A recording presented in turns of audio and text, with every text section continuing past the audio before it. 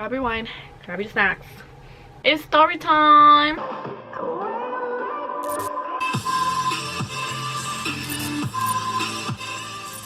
Hello everybody, how are you? How are you doing? How are you feeling? You already know what time it is. You guys requested this one along with my ex's racist mom. Today I'm going to tell you guys a story about the craziest, scariest Tinder date ever in my life. So let me paint the picture. Let me lay out the scene, girl, for a minute, okay? As you guys may or may not know, I was a Tinder girl. Yes, I was. I was on Tinder many times. Every single time my ex and I broke up. When we broke up officially, which is what I'm going to talk about right now, I was not afraid to put myself out there, okay? Let's have a little fun. Let's meet some new people. Let's see what's out there outside of my little circle, because the people around me sucked.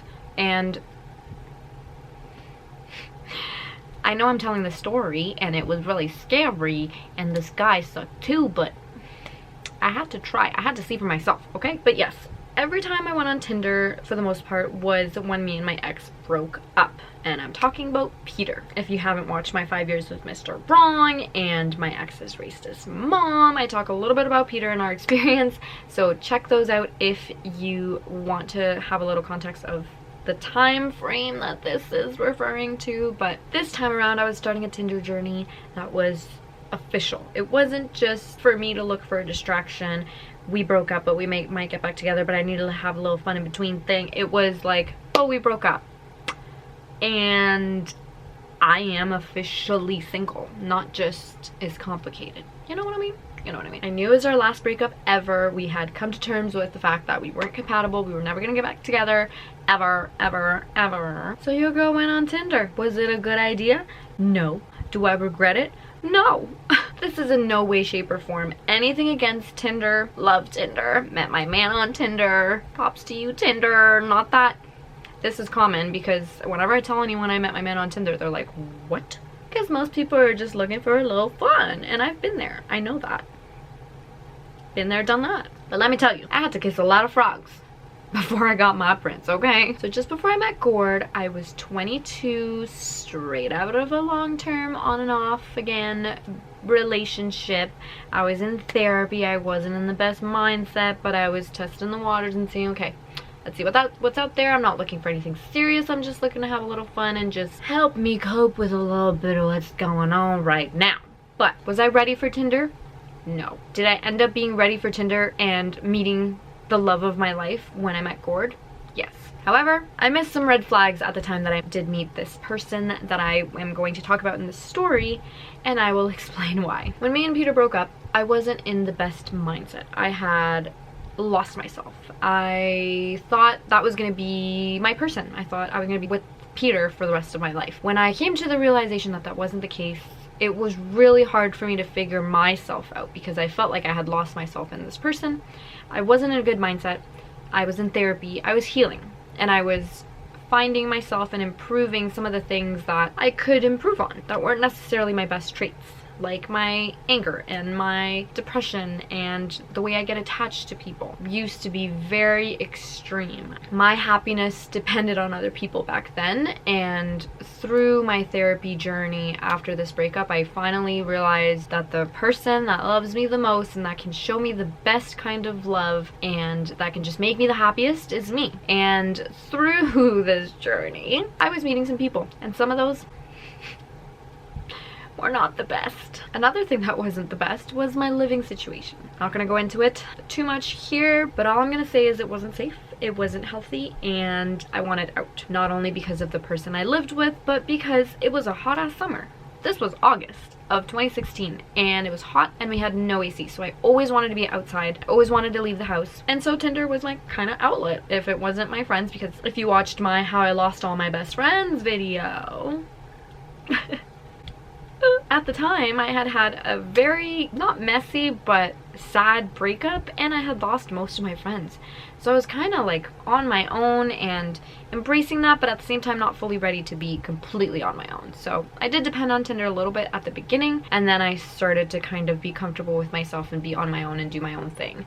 But if it wasn't for this mindset and this kind of struggle with myself, I don't think this situation would have happened. But I'll tell you this much, that before this time that I was on Tinder, I usually would go to guys' places because I didn't want anyone knowing where I lived, and if I went to their place I could decide when to leave or not. But here, this situation now, I won't say I was desperate, but it was escapism. I wanted to get out of the house, and if that meant someone knowing my address and picking me up, so be it. So that's where I was at. I was waiting to meet someone or get to know someone that I could kind of like hang out with, see where it goes, have a little fun here and there.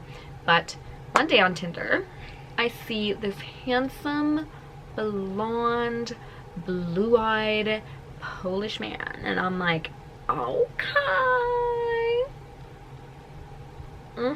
We'll call him Craig. I swipe right, Craig swipes right. It must have been a matter of minutes. He reached out and messaged me, and I was like, okay, messaging me first, all right. Most guys did message first, but I don't know if I've ever told the story about when I matched with Gord, but I messaged him first, which I think was just like telling of my future with him. It was like, this is the one. I know it. I know. But anyways, we match, alright? So we're getting into conversation, we're getting to know each other. Good conversation, it's on surface level, but it's like pleasant. I'm like, okay. And he's funny, and he's cultured, and his pictures were cute. So I'm like, okay, check, check, check. Say less. So about a week or two go by that we're kind of talking and whatnot, and he, you know, had figured out my favorite spot and my interests and what I'm like and what he was like and all of that. And because he knew my favorite spot was a sushi place, he asked me out to go for sushi. And I thought, I do want to get out of the house and I am a little hungry. Free sushi, why not? So I accept his request, I send him the address, and he's picking me up. Keep in mind, I live in a complex. It's not like I lived in a house. So yes, he had my address, but he didn't know exactly where I lived. I still had to come out of the whole building fine. But still, I don't recommend this. I come down the steps and he has like a little... I'm gonna try not to laugh. Stop it. Stop it. He texts me that he's here and I see a Pontiac. I'm like, okay, alright. Not that there's anything wrong with Pontiacs, it just didn't match his energy. It didn't match what I had kind of been picturing. I don't know, it kind of took me by surprise, but I'm like, okay. Walk up to the car, get in, and I'm like, Craig? Hi, Vanessa. Oh dear Lord. What have I gotten myself into? I'm thinking at this very moment, what the catfish? He was a catfish. He looked nothing like his picture. If he was actually the person in his pictures, they must have been from like a decade ago, because he looked my age. I was 22 and he looked at like his profile said he was 26, 27 or something. But this man be looking like at minimum 35, and he's got broken teeth and a little rot in the the rough skin and outfit that you could see in a movie from the 90s. And I know the 90s fashion is in right now, okay? I know it's in right now, but this was 2016, so it was bizarre, okay? I recollected myself. I sat down, put my seatbelt on, and I said, let me not be shallow and get this free sushi, okay? So we're driving up and I'm thinking, this is what I get for doing this. What am I being punished for? What kind of message is this trying to send me? Let's give it a chance. Let's not jump to conclusions. Don't read a book by its cover, right? Right? Wrong. We're at sushi. We order our sushi. Before it even gets there, we're getting to know each other. You know, it's normal conversation. Just like we were texting, it was matching up, okay. Talked a little bit about some of the things we had talked about prior, and it was like, okay. Yeah. Yeah. Conversation is flowing. Is there a spark? No. Am I hungry? Yes. So the food gets there and I'm super excited. I'm like, oh my god, this is probably going to be the best thing out of this date, because although there's nothing wrong with this conversation, I am not feeling the spark. I am not feeling the spice. I am not attracted to this person. He looks nothing like the picture. This was false advertising. I'm sorry, but isn't that the whole point of Tinder? I digress. Food gets there. I'm like, okay, this alright. My favorite sushi's on the table.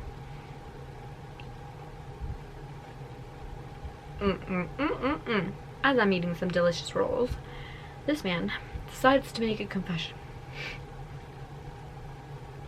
He looks at me very seriously and says, I want to tell you this before you find out from anyone else. I'm sitting here like, I used to sell drugs, and one time someone owed me and my ex money because we sold drugs together. He owed us so much money that we had no choice but to go. We were on drugs, by the way. Find this person, tie them up, and we beat him with a golf club because he owed us money. And I want you to know that that's not the person I am anymore, but that did happen. If anyone tries to f with me, if anyone tries to f with you, if you're my girl, it's problems.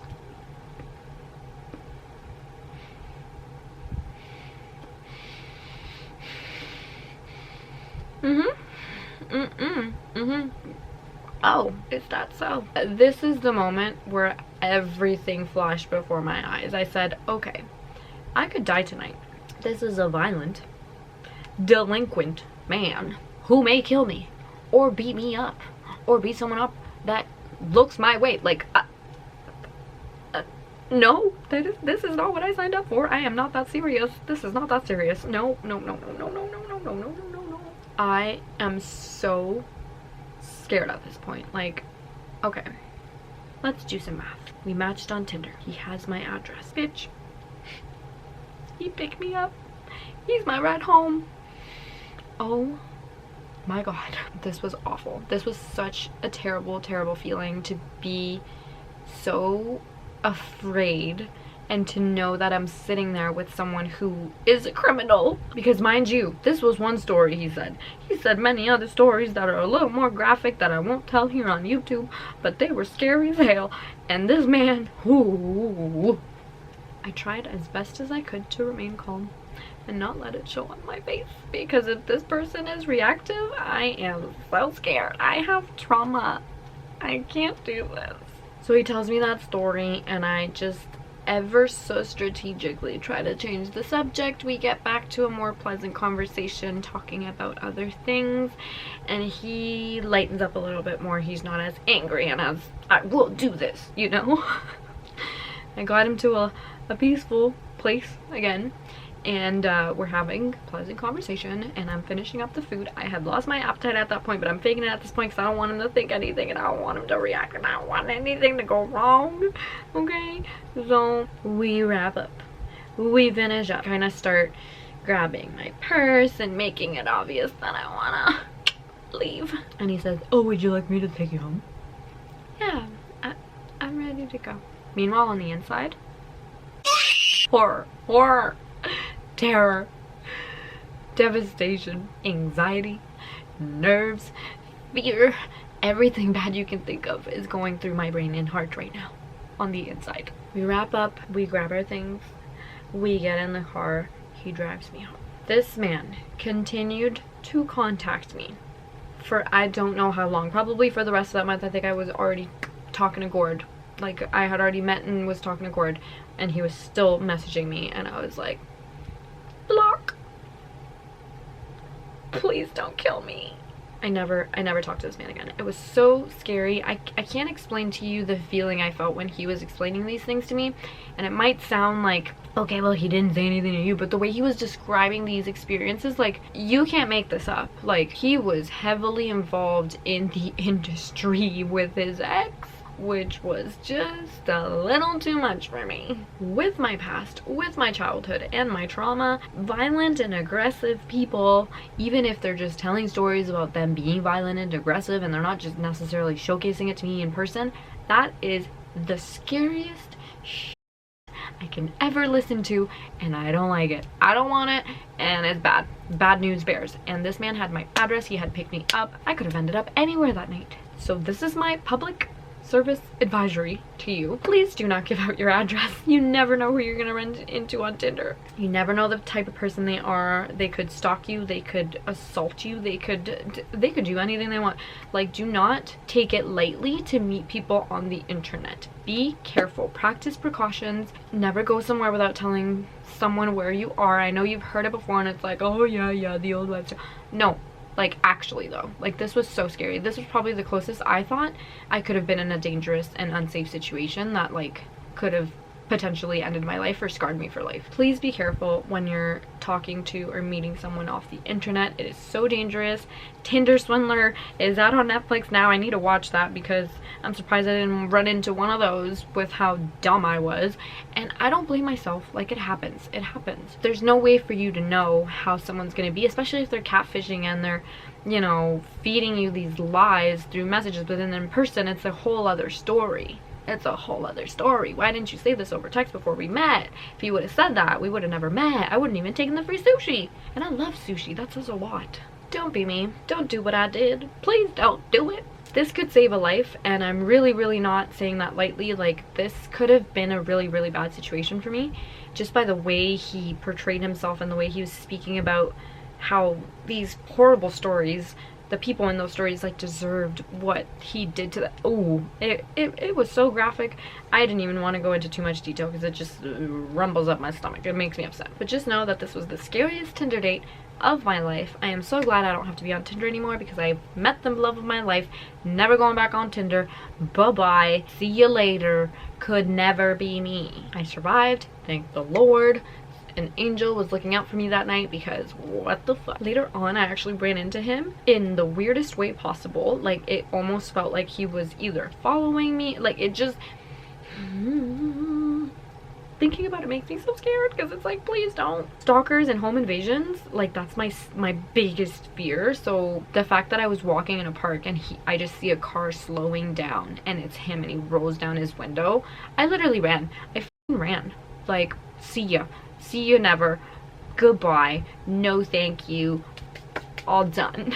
So scary. So scary. Be safe out there, friends. Please tell someone where you're going if you're going on a date. If you're just meeting someone new and you don't know who they are, you don't really know them, like, please be safe. This could be really a bad situation, and I don't want anyone to suffer from consequences. Like, I could have suffered because I feel like at the point when he was talking about these things, I could have set him off and anything could happen. But or if someone around us that was a man looked at me the wrong way, he might have got an attitude. Like, it was just